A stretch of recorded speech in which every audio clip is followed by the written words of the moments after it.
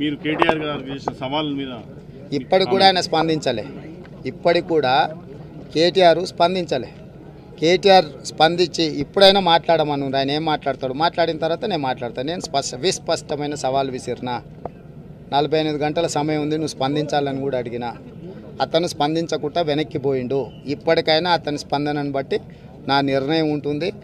ప్రజలలో ఉండి ప్రజలకు సేవ చేయడం అనేది మా బాధ్యత.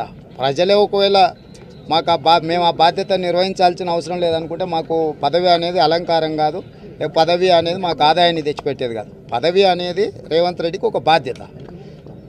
చిత్తశుద్ధితోని ప్రజల తరఫున బాధ్యత నిర్వహించాలని కోరుకొని ఎన్ని ఇబ్బందులు పెట్టినా, ఎన్ని కేసులు పెట్టినా, ఎన్ని అక్రమ నిర్బంధాలు చేసినా ఎదుర్కొని నిలబడి ప్రజల తరఫున గలం ఇప్పడం జరిగింది. ఏ ఒక్క కేసు కూడా నా మీద 39 43 కేసులు అయినాయి. నిన్న మన పెట్టినట్లు 43 కేసులలో చూడండి, ఏదైనా వ్యక్తిగత కేసు ఏమన్నా ఉందా?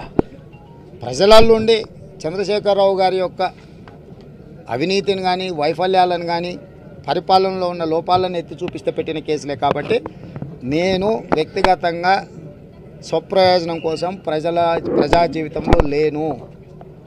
ప్రజా జీవితంలో ఉన్నది ప్రజలకు వీలైనంత మేరకు నా సేవలు అందించడానికి, ప్రజల తరఫున గలం విప్పడానికే పనిచేసినాము. నేను మీకు మొదట చెప్పినట్టుగా గెలుపు ఓటములు ఇందిరాగాంధీ, ఎన్టీ రామారావు గారు, చంద్రబాబు నాయుడు గారు గెలిచి దేశాలను వెళ్ళిండ్రు, ఓడిపోయి మళ్ళీ గెలిచిండ్రు. కాబట్టి మా గెలుపోటములను, నేను గెలుపును ఓటమిని సమానంగా భావిస్తాను.